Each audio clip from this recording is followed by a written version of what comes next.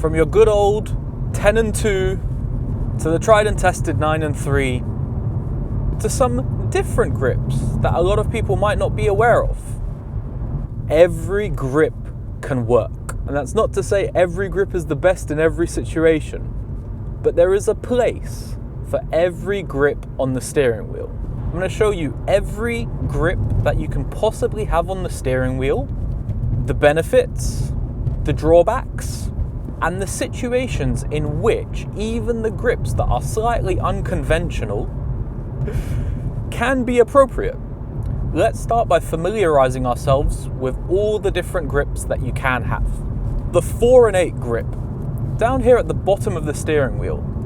A lot of people that do a lot of motorway miles love this grip for one specific reason. It just gives you a really gentle steering response on the wheel. You don't need to make huge movements, and all they really want to do is keep the car going straight, maybe make some minor adjustments. Daily driving, gentle driving, anytime you need a gentle steering response. Let's talk about the 12 o'clock grip. People don't really like this grip, but there is a place for it. Anytime when you're in town driving and you need to make big adjustments to the steering very quickly, it is an appropriate grip. It lets me get around this pothole nice and easily. It allows me to swing the wheel around to make a right turn very quickly and easily. But if you're on the motorway doing 70 miles an hour, what you want, very relaxed steering response. You do not want a twitchy steering response, which is what you get from up here. One thing to note about the 12 o'clock position is if you have a crash with your arm in this position, the airbag will deploy into your arm. I've never had an airbag deploy into any part of my body, but I don't assume it will be pleasant if an airbag deploys into your arm. So be very aware of the fact you are risking that by using this position. The position for me that feels most unnatural is the one I'm in now, the 10 and 2 position.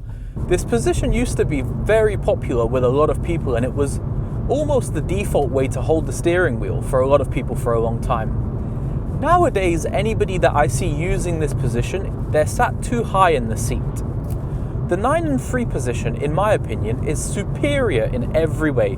It gives you a little bit more control, but I know some people are wedded to this 10 and 2 position, so I will demonstrate it. I feel incredibly awkward right now. I don't like this. But people do use this position, so I thought I'd mention it.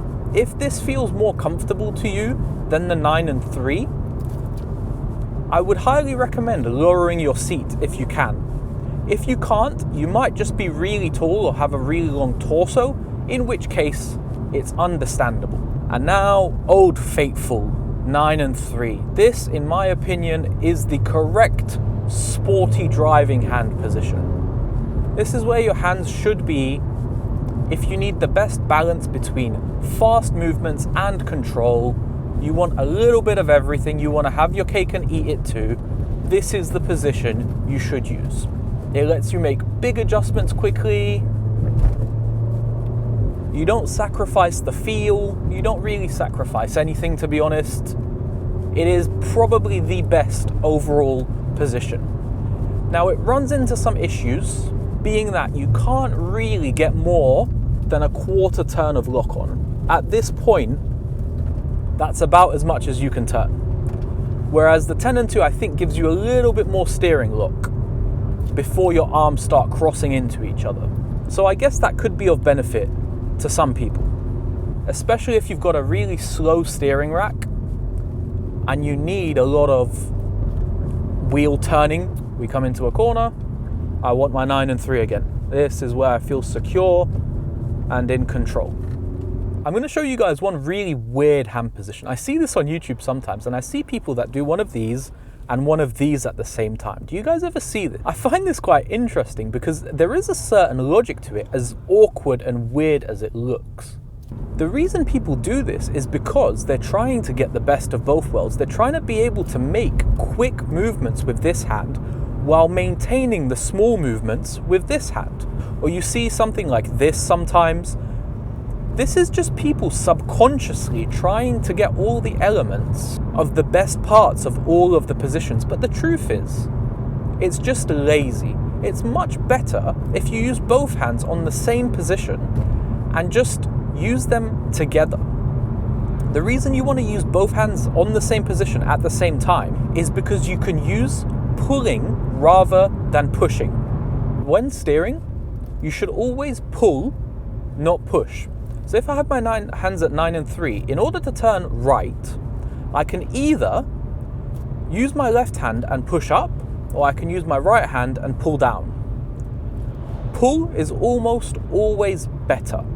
So if you're trying to turn right, just pull down on the right side. If you're trying to turn left, just pull down on the left side. That's whether you have your hands here, here, or here. If you're pushing the steering wheel up from one side, you lose some of the feel and the feedback. To turn left, you pull down on this side. See, I'm pulling down with my right hand. Pushing up with the right hand feels very awkward. Pushing up with any hand feels very awkward. So the way you should think about the steering wheel as it relates to steering response is that if you see these two spokes here on the middle of the steering wheel, they are your halfway point on the steering wheel.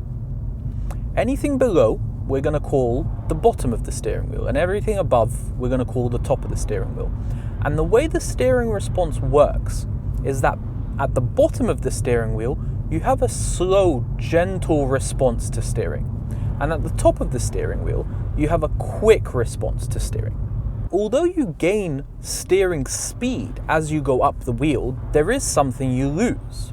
And that is the ability to make small adjustments. If you've got one hand at the top of the wheel, you can't make small adjustments very easily.